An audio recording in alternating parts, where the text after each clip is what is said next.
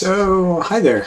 Um, this is a recording of sort of like converting like a LINQPad script to just a regular Visual Studio C# kind of project, but with VS Code instead of Visual Studio. So yeah, I have this VS Code script. I actually have two. One uses SQL Server. One uses Postgres 15, and it demonstrates LINQ2DB, which is a pretty amazing library that you can find out there on GitHub. So LINQ2DB is an alternative to EF Core. If you don't already know that, it could be considered an alternative to EF Core. It really isn't. I would say it's probably not really trying to compete with EF Core. It's trying to be as close to the database as possible, whereas EF Core tries to be like a C# centric abstraction over the database. Interpret that however you want to. But you can see like LINQ2DB supports CTEs. It has a merge API. It has bulk copy. It also, as I just found out recently, and I'm going to show here, a really convenient way of creating temporary tables. Yeah, without further ado, I'll show you what this looks like. I use LINQ2SQL for a lot of, or LINQPad for a lot of things. I did used to use LINQ2SQL for a lot of things, but that was like, 13 years ago. But this little script, what it does is it has a whole plethora of IDs. I have order IDs, territory IDs, and I create these temp tables that actually will contain those IDs. And then I query against those IDs, just really simple example, where I do this group join. So I'm using the Northwind database, which is just, it's kind of like lorem ipsum for database. It's just filler in information so you can experiment. But I have employees, and I group join against employee territories and also orders on employee ID. So what you get out is you get the employee, you get employee territories, orders, and then I have a filter that runs that uses my temporary tables that I've created. Normally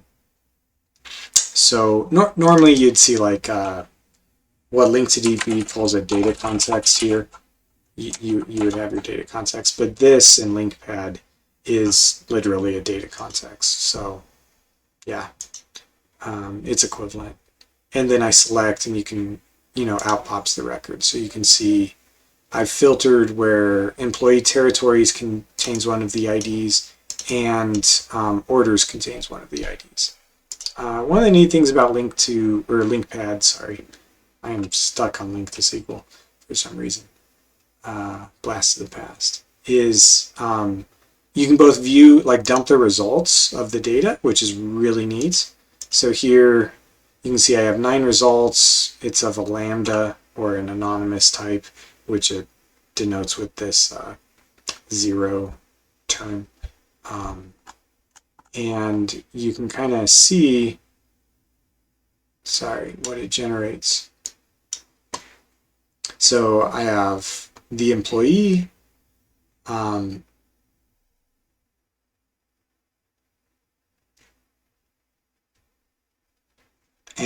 I have the territories, which is a list of territories, and orders, which is a list of orders that are associated with that employee. So you can, scroll down, and you can see another employee, their territories, their orders. And that's just the output of the group by. So, but another thing you can do is you can look at the SQL that's generated, which is really cool. So this is the insert.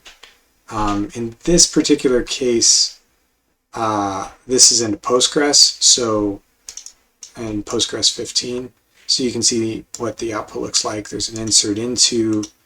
I provided the name of the table here, If you don't provide the name, it'll actually infer it based on the type, but since this is an anonymous type, that's not really helpful. So providing a name is more helpful.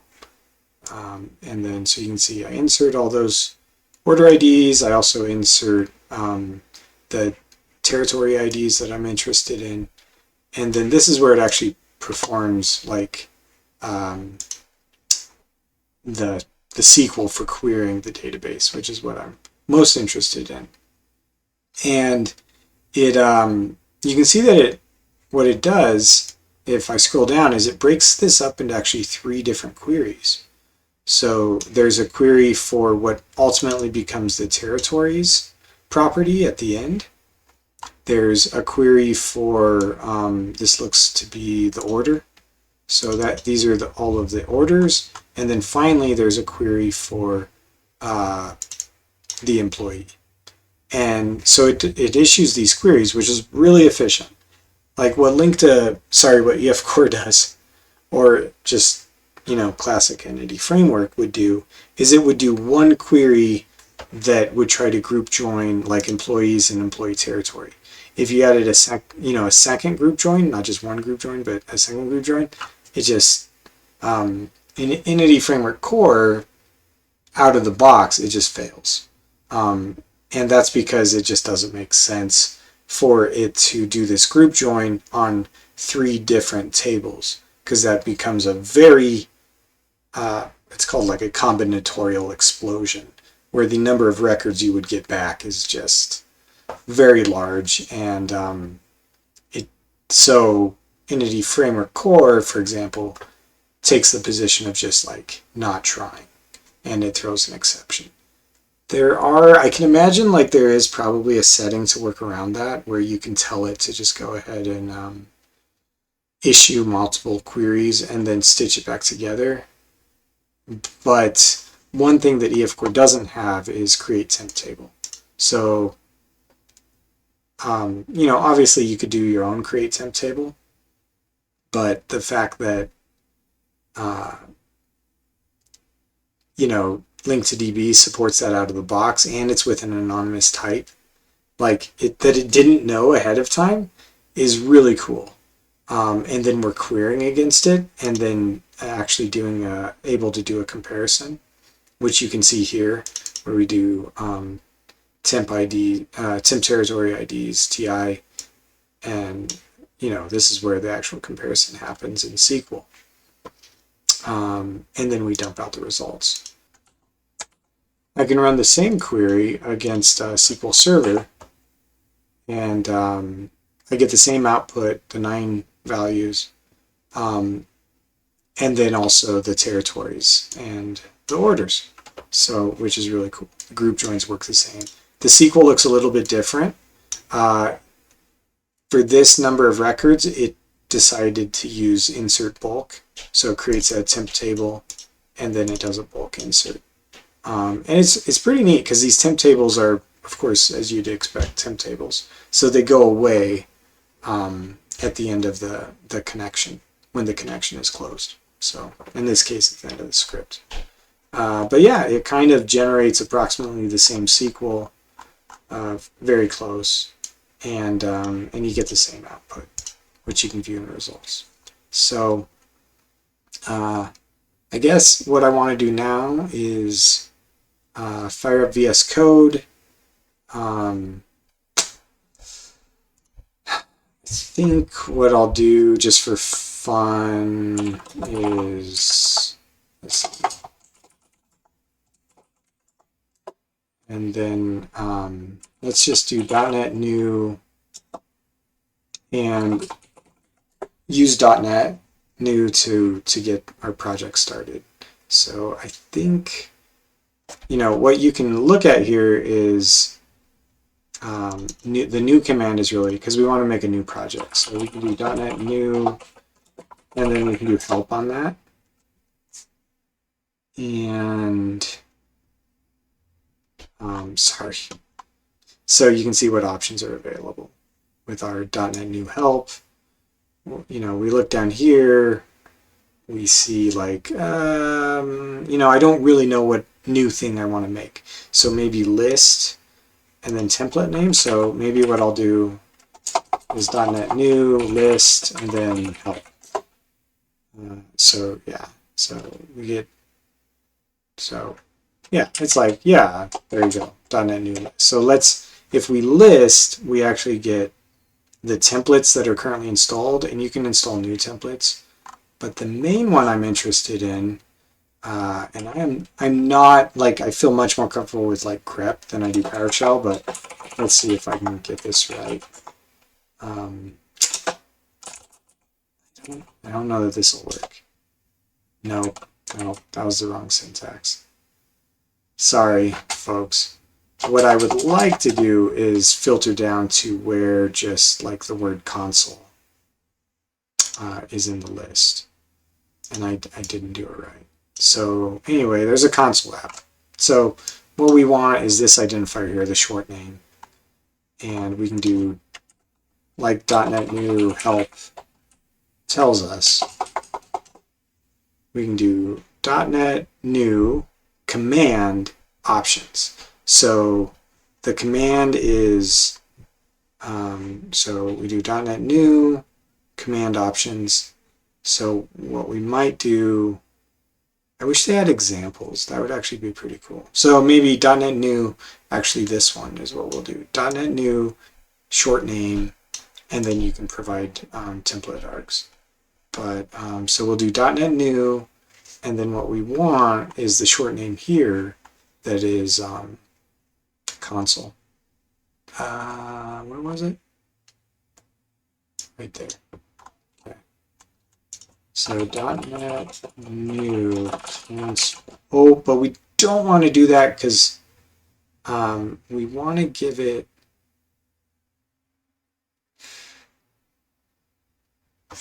I'm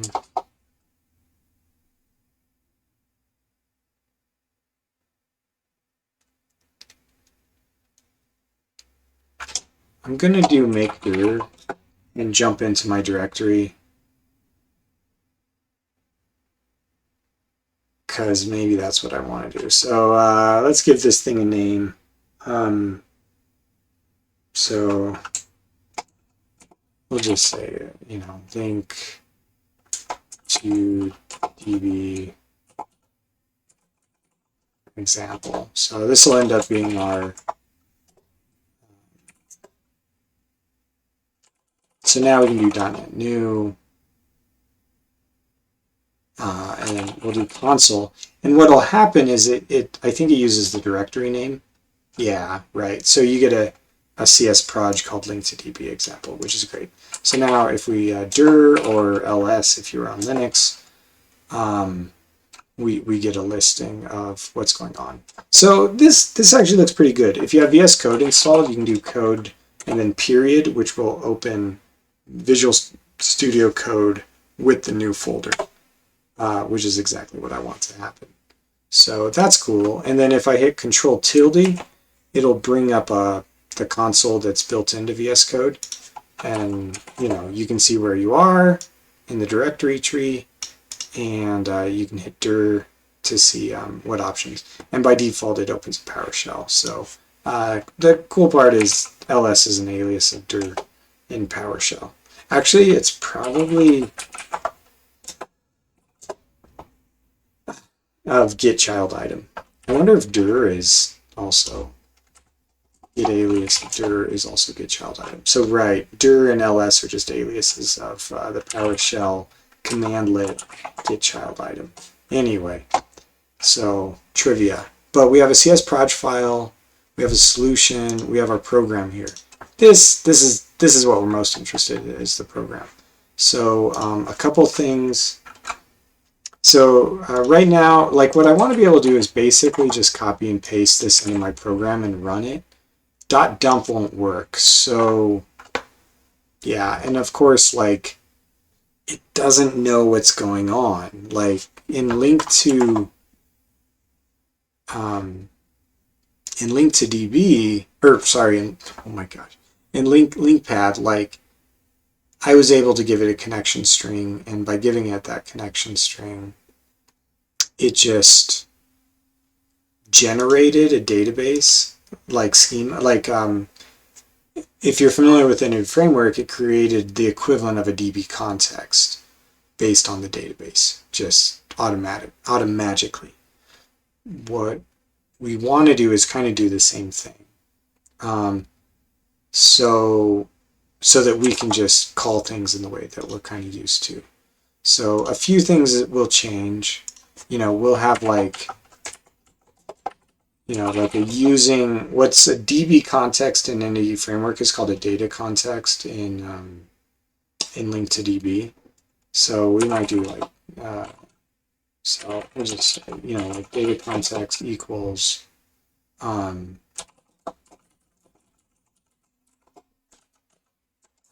do not imagine. Yeah. So what we want to do down here is .NET add reference. This will kind of get us started, but it won't be enough. Oops, package, not reference. Reference would be like another project in your solution or nearby. So we want to do package. So this will install the LINQ to DB package. Which, what, it didn't like. Yeah, right. So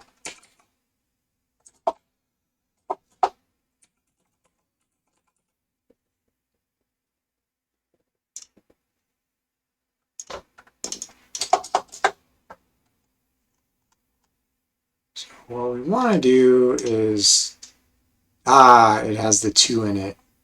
So I think we'll just go ahead and jump to the chase, and instead of LINQ to DB, we'll do it with SQL Server.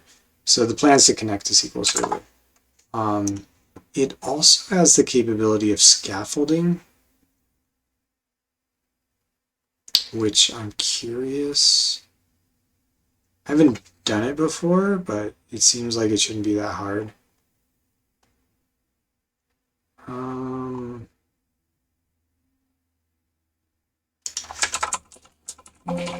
Nope. And we'll go to their docs. Because there is scaff. Wow.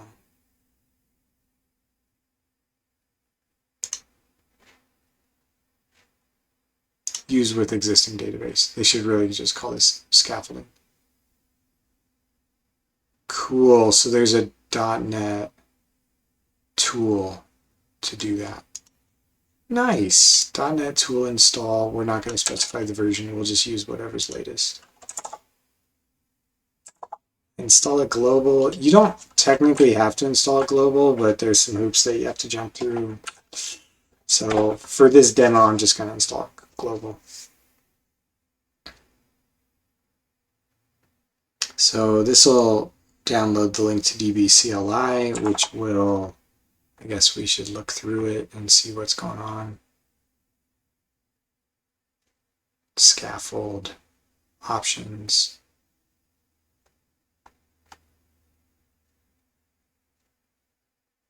You can do a database JSON file. I mean, that's not too bad. Northwind database, baby.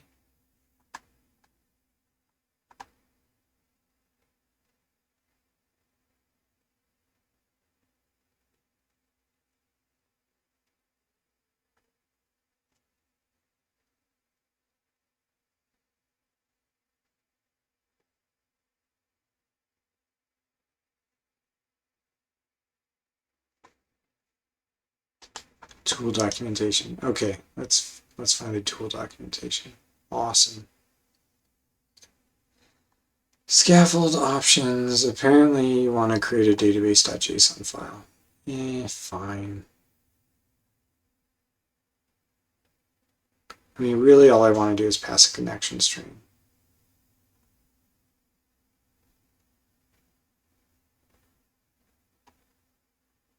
And I don't want to use T4 templates. So Seems like I should be able to scaffold pretty straightforwardly.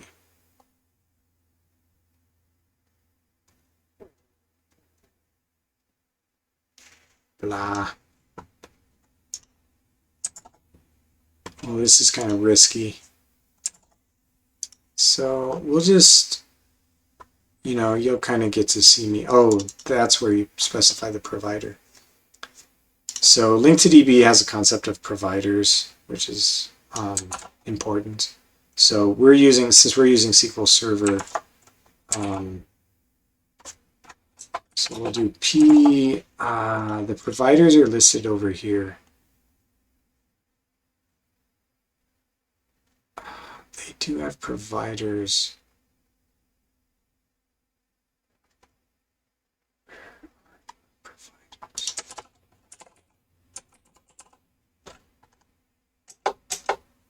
They just called SQL Server. I cheated. So provider SQL Server and then connection string. I can actually just copy it from my from this guy. Should be able to. Yeah. So here's my connection string. Nothing really exciting there. So I can paste that in provider SQL Server. And maybe just hit enter and things will just work. Maybe? Yeah, there you go. Cool. We got an employee thing. Obviously you don't want to do this in the root of your project, but I mean, it did work. So what we want to do, I saw something like a data model or models. Northwind DB. So namespace data model, Northwind DB. So what we're going to do is do new Northwind DB. It does a using for data model. And then everything instead of this is we're going to use, it didn't like that. Using LINQ to DB. Nice. It's an extension method. Okay, cool. So DataContext. So now everything should just work, Dump, this is a LINQPad specific thing. So what we're going to do instead is we're going to just serialize and then console.write. So I'll break that up into 2 steps. So that's like system.text.json.json serializer.serialize. And we want to serialize our result. There is let's see. Maybe you can just do options, JSON, serializer options.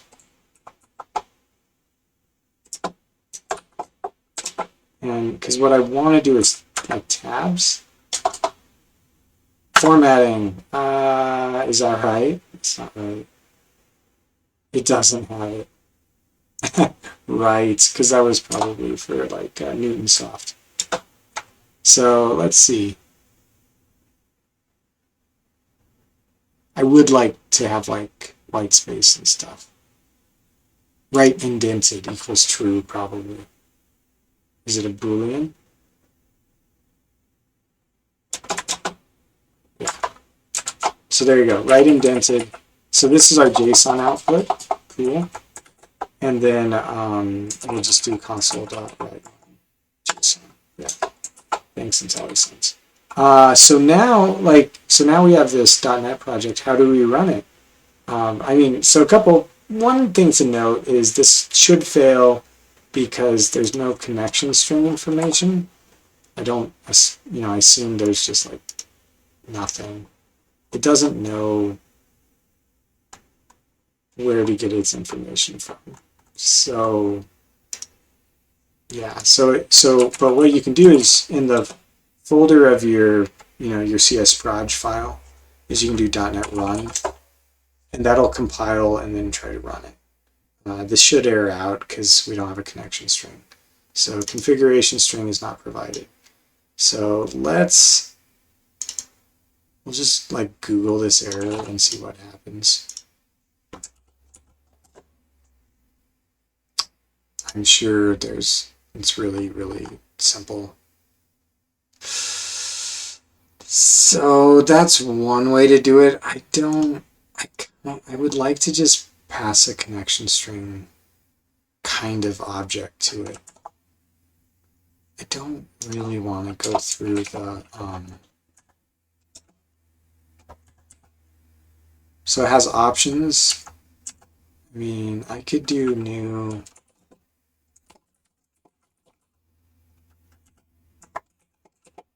I mean, we can see what this is about, you know?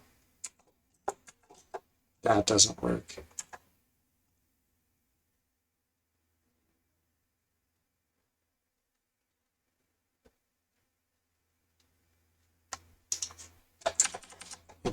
It does not like this. Maybe there's like it doesn't.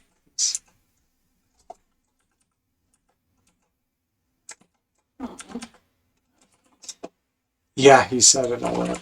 Yeah, not in, we have to run upstairs, so we're moving.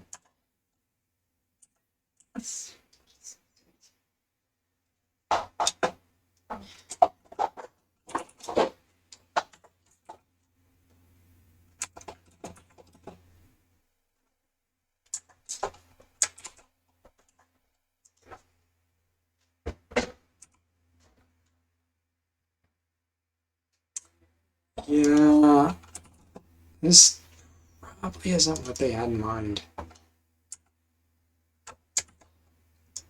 I'm sure this is wrong. But since I've started down this ridiculous road, I'm going to finish. So it asks for a provider. Which it doesn't have. Oh, man. Surely there's an easier way to do this. New data options. New data options, SQL Server. Yeah. Okay. I'm fine with that. Let's see what happens here.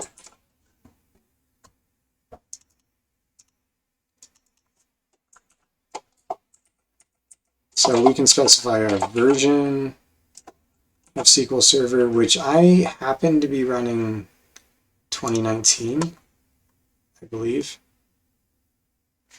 You might be able to just auto detect. Yeah, I've actually used auto detect and it works just fine. That's fine. Data options, and then if we come back here and look at our connection string, that's what we want. There might be, so there are better ways to do this. And for example, out of the box, like if you're doing like ASP.NET MVC Core or something like that, it actually has like a very easy, simple way, which I'm not using, to set up that system. So it's both, it has a way to do .NET Framework. It also has a way to do ASP.NET Core.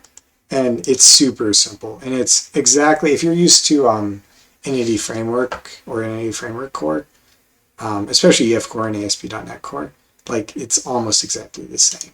So I would say don't feel put off by what I'm showing you now. I would say like look into it because this is pretty good. So anyway, we have our options. I need to pass in my options. This seems like the wrong way. AppDB connection, data options, options.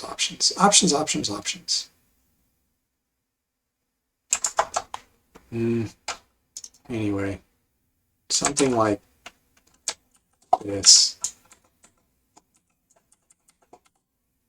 Not quite. Oh, too deep. There we go. There we go. Now let's see what happens. Let's go. .NET Run. Let's see if this just works. No, it does not just work. Cannot load assembly SQL client. I wonder. So, which one did it have? Oops. I don't want to deal with that right now. Okay, so we need to install.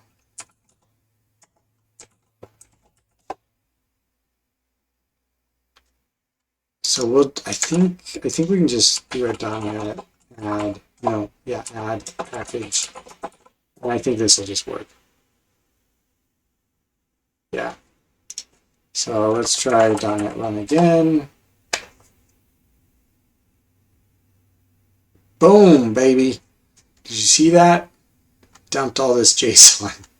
So it doesn't look as like nice as not nearly as nice as LINQPad, but you can see that it does do what you kind of expect it to do. Wow, don't know what that is. Oh, this is an image. That's what that is. That's an image. So let me do like take maybe like take one or something, just so I'll do take two.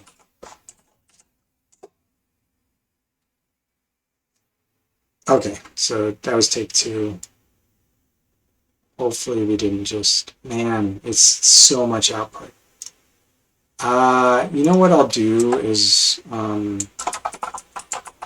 just write all the text to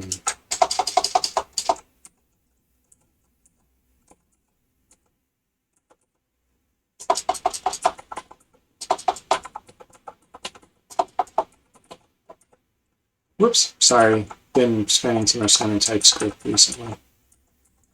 Yeah. Oh, that's awful. Yeah. So we'll just run all that. Cool. Okay, so here we got bro.json. So we can see all the output. So you can see there's an employee. So you have an array of objects, and then you have employee at the top. So within this object here, you have employee, you have territories, 2 territories. You can see this particular employee, Mr. Nancy. Well, my bad. Had 2 territories and then a whole bunch of workers. So cool beans, hey? Yeah. So yeah, that's going from LINQPad, experimenting with LINQ to DB to like a library and just a regular .NET console application. So yeah, that's pretty cool, and we're using features and things work pretty cool. Let's see if there's like a SQL.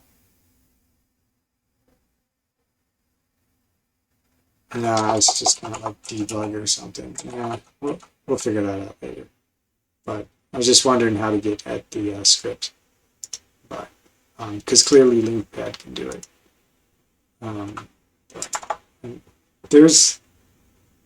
It doesn't matter. I'm not going to worry about it now. It's possible. It's possible to get a SQL that's being generated from C#. Of course, you can also use SQL Profiler, for example, if you're using SQL Server. But there you go. Cool script. Thanks. Bye.